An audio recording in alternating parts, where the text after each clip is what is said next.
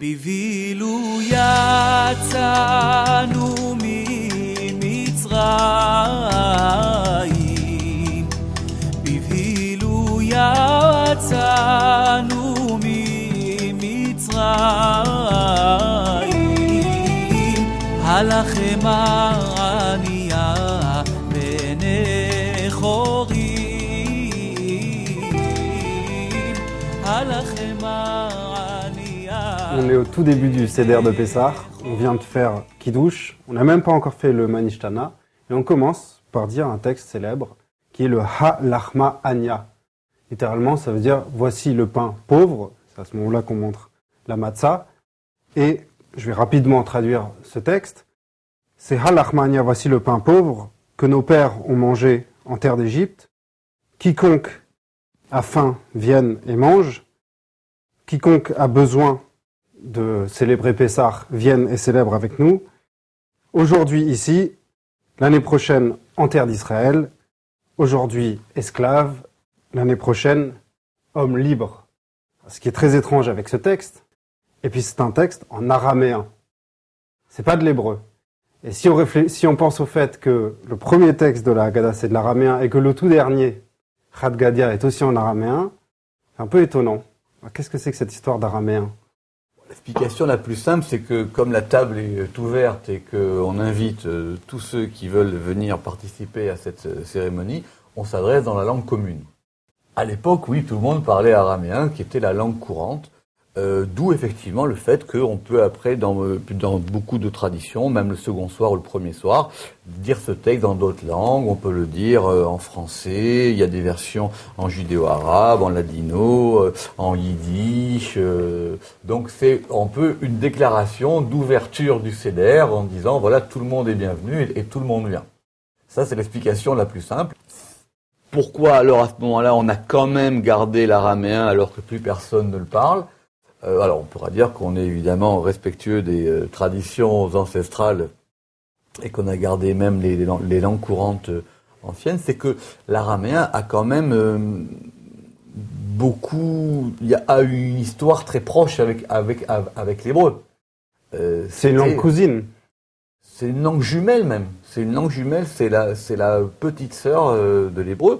Et d'ailleurs, on va y venir un peu plus tard dans la Haggadah, quand on va remonter à la généalogie des patriarches.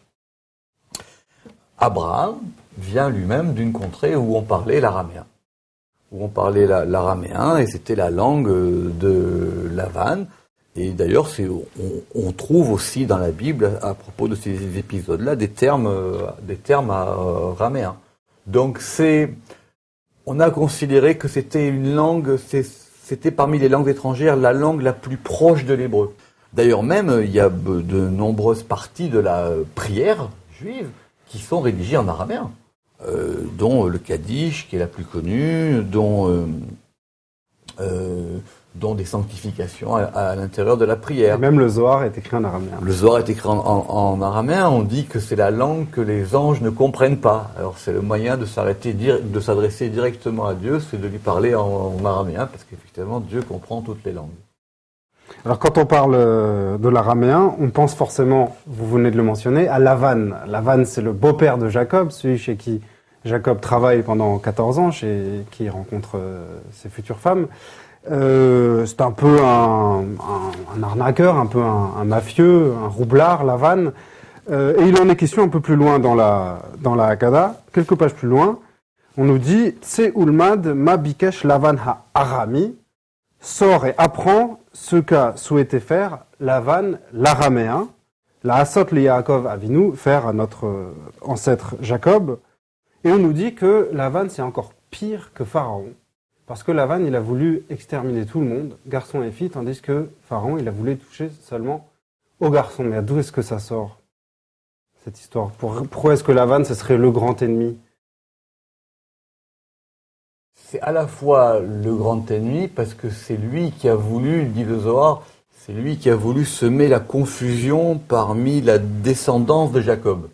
En substituant Rachel pour Léa, en changeant 20 fois le salaire, et puis sans compter que sur cette origine commune, Lavan et Jacob, ils sont quand même en famille. C'est aussi la patrie dont Abraham doit sortir, mais sa patrie, lui, c'est la terre de Lavan, et c'est la langue araméenne aussi.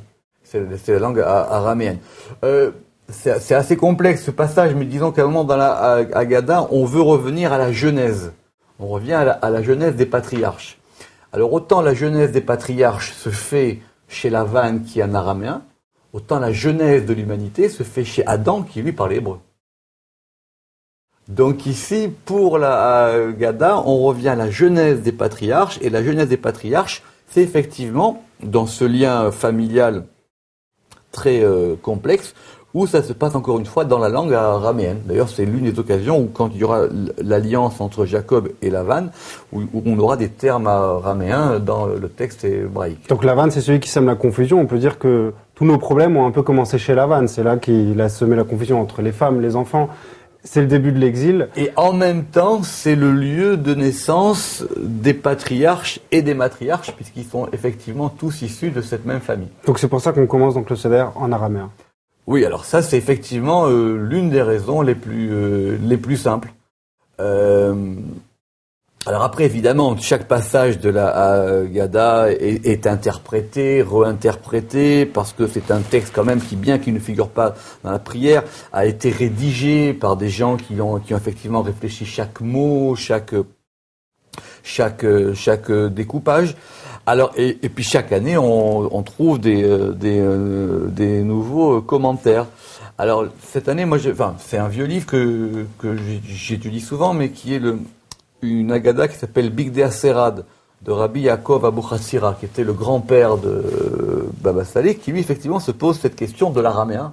Pourquoi est-ce que la Haggadah commence en araméen, plus des tas d'autres petites questions, à savoir pourquoi est-ce qu'on dit que c'est le pain que nos pères ont mangé en Égypte? C'est faux. Oui, parce que les enfants, on leur apprend que la matzah, on la mange parce que les pères, ils sont sortis dans la précipitation. Et là, on nous dit, en fait, non, ils le mangeaient déjà en Égypte avant. Exactement, alors que normalement, c'est le pain qu'on mange quand on sort d'Égypte. Donc, c'est pas le pain qu'on mange en Égypte. Donc, beaucoup de questions sur cette formulation, et lui fait remarquer que il faut prendre les choses de façon très simple, de la même manière que le Kaddish est une prière qui a été faite en araméen, et que le Kaddish est une prière qui n'est pas, bon, contrairement à ce qu'on croit, la prière des morts. C'est une prière qui a pour objet d'élever. Donc, qui pour élever la prière, et puis aussi pour élever les âmes. C'est pour ça que les gens qui sont endeuillés récitent certains Kaddish, parce qu'il y a plusieurs formats de Kaddish. Et il fait remarquer que dans la version la plus courante, il faut qu'on compte 25 mots. Et quand on compte 25 mots en araméen, ça correspond aux 25 mots qu'on trouve dans le Kaddish depuis Amen Yeshemé Rabbah jusqu'à la fin du Kaddish. Et quelque part, aussi paradoxal que ça puisse paraître, il dit c'est un Kaddish. On commence la Haggadah par un Kaddish. Pourquoi par un Kaddish? Parce qu'on a besoin maintenant de se sanctifier ou d'élever avant de rentrer dans ce récit. Chag Sameach. Chag Sameach.